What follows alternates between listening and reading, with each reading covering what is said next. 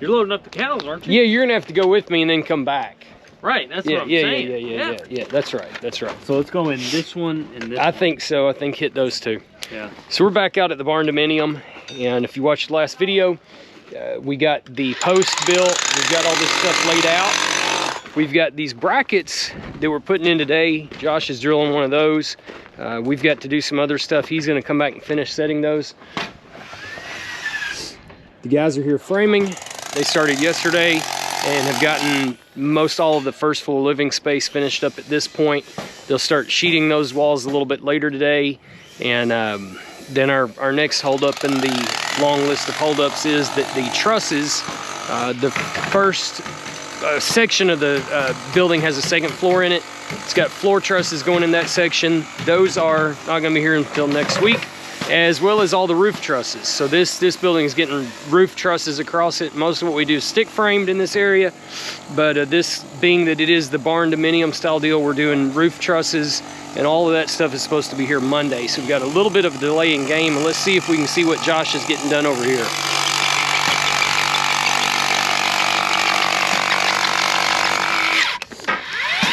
So what drill is this? What have we got?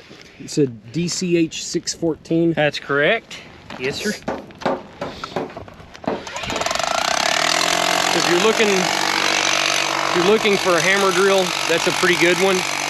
We've had basically the brother to it I've had for about 20 years. It was the corded version, and it had just really served most of its usefulness at literally about 20 years old. And it still works. We still use it for some stuff. We're using it more now for just demo. So both these drills will work as just a hammer or a hammer drill, and we use it for the hammer portion more now. And this is the 60 volt DeWalt drill. Works real well for what we're doing.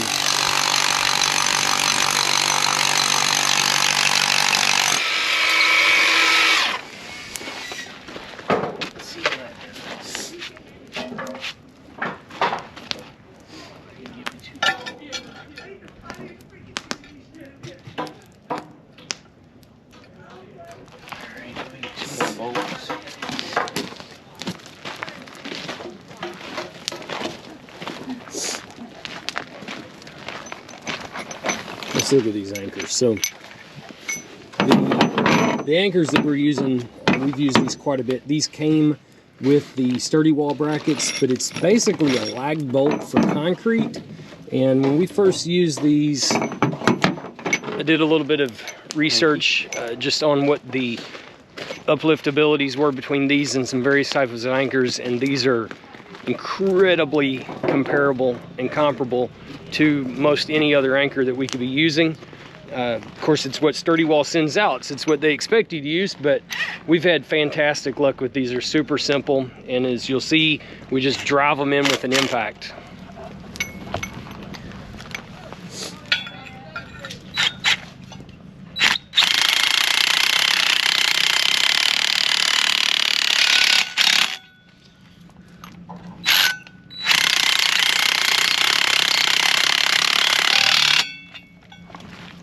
So what we've got going on here, this edge, and we're going to wind up fastening our 2x6 pressure treated board on here, and then the post will be able to scoot out to get in that plane. So that's why we're back just a little bit. We get in the concrete a little bit more, and the post will still work because they can just slide the post in and out of that bracket. So we think this will work pretty well.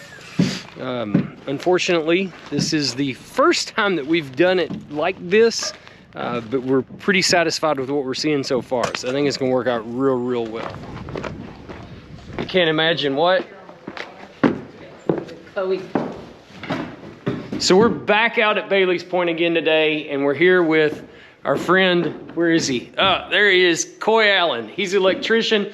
We're going to do a walkthrough, and we're just going to kind of show you how we do that and the process that we use. So we're not super technical as far as plans and stuff goes with the electrical.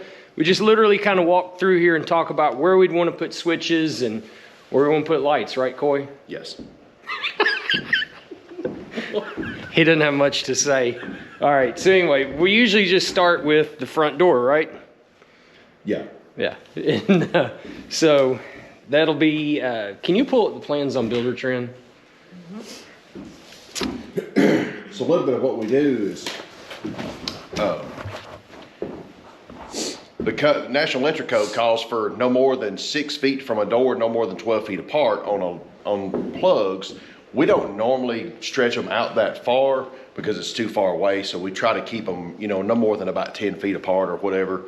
So that's kind of where we start with, like, you know, with the plugs and kind of, you know, do they have any kind of special things that, you know, special places they want plugs for anything. That's kind of where we start. And then like on the outside door, you have to switch something from the inside and something from the outside from each outside door. So we try to light that up to where you're not in the dark at any given time. If you're in, you know, so we try to, you know, keep you lit if you want to be. So anyway, it's a little bit of what we. So I'm still working on Melissa, trying to get her on video, but anyway, we use a program called Builder Trend. Coy, have you logged in there yet and set up your account yet? It's on my list. I'm gonna do it. I got to get him to do that. And some of the cool things about it that we're liking is that we're able to, it's you know, cloud-based. I'm not even sure what the cloud is, but we're able to upload plans and all of our specs and documents there to where that when we're in the field, the subcontractors, the owners, everybody has the ability to pull that up and look at it. So see, if you had logged in Builder Trend, you'd be able to pull these plans up and see all the door swings and everything. They're right there. And I'm pretty sure that I've already loaded this house's cabinet drawings up on it. So even that's in there. So we're just able to put a lot of documents and stuff in it. So far it's working really good. And I think we're only starting to learn what all it will do. So when we come in the front door, I think what Melissa's trying to find is which way we're swinging this, which I've got a pretty good assumption that it's going to be a right-hand swing, but we're trying to verify that. So Coy's just going through, starting to mark plugs, and like I say, we'll talk about from each location where we're going to hit a switch at, and what lights that'll switch, because like when we're doing three-way lighting, you know, where we want to be able to have a switch or a light that's controlled by 2 or even sometimes 3 switches. That's the kind of stuff that we're laying out so that, you know, when you're going to bed, you're able to turn the hallway lights off as you go into the bedroom. We're doing it's gonna be just straight up electric stove. Yeah, no gas in here, Coy. Everything's okay, electric. Okay. Micro.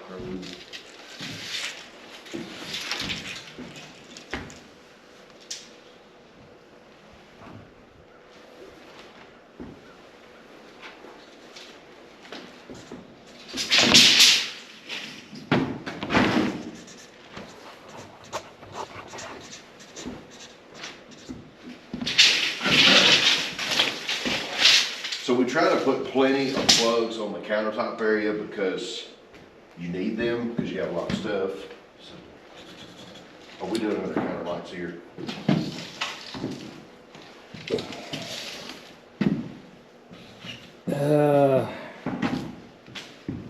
I don't know. Melissa, do you remember, was this going to be a raised bar? Or it's all one surface. So we won't have a wall there for plugs, Coy.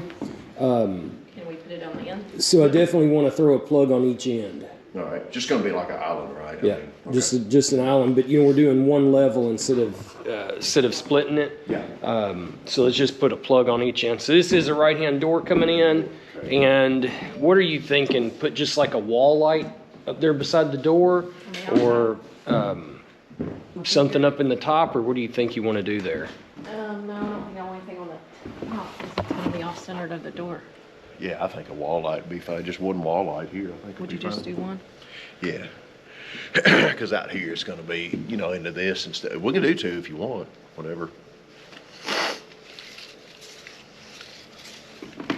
So it's not going to mess anything up over there? No, it'll be fine. It'll work either way. 2 of them, okay.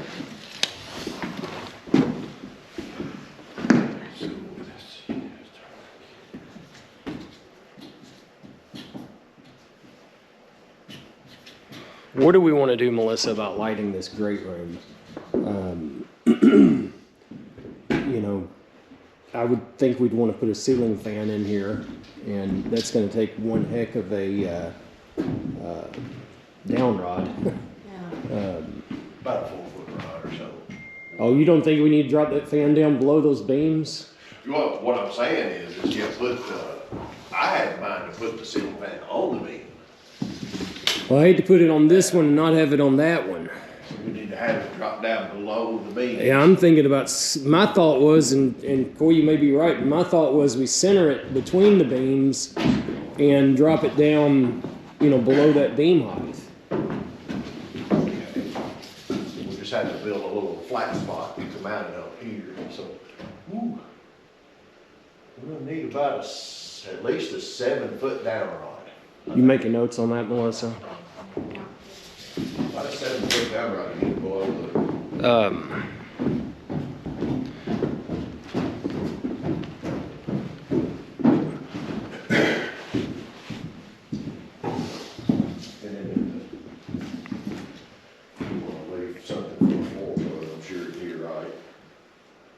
I'm sorry, say that again. Something for a floor plug out here, just in case. We can just, you know, leave that out there, but I don't think we'll put anything in. On the floor plugs, we don't put it in until the customer moves in, because what happens is you get your furniture in, you have an idea of where your furniture is going to go, but after you get moved in, you might think, oh, I want this like this, and then after the floor, you know, if you put the floor plug in before, it's there, you can't move that, it's got a hole in the floor. So what we do is we let the customer move in, and then we come back after they get the, you know, everything laid out, and then we put the floor plugs in and kind of hide it under a table or under a couch or something like that. So, and so a lot of times people don't even want, they end up not even needing them. So, but it's, yeah, because inevitably if we put it in ahead of time, it's right in the way. That's what happens, is that we wind up with the plug right in the way of everything. And,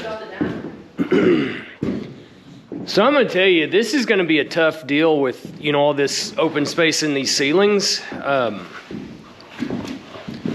You know, it's, I mean, you know, we just need to talk through it and figure out what we want to do. But are you thinking about the TV here on this wall, you think? I think that's the only choice, is going over there. Something like hanging on the wall, or you just set it? We'll hang it. It'll definitely be hung. All right. Is this NCTC over here? It is. So you're gonna plan on probably streaming everything? Yeah, we will probably just put streaming sticks in these, of some sort, in these TVs, and that's it.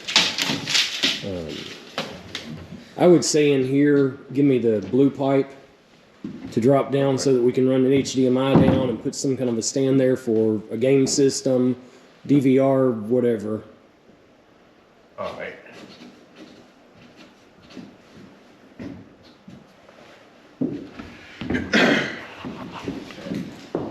So we're going to continue running through this, and we'll check back in a minute. Everybody, so we're back out here at the lake. This week we have gotten all the electrical laid out with the electrician. The HVAC is pretty well roughed in. Plumber should be starting. The roofers are getting the roof on today, and next week should be quite a bit of stuff going on out at the Barndominium that we'll be able to show you guys. They've got the first floor living space there framed up, and we're supposed to have trusses, I believe, on Monday as well. So quite a bit taking place the next few weeks, and we should have some things we can show you back over here at the lake house next week. But until then, I would sure appreciate you guys liking the video, subscribe to the channel, and we'll see you next time.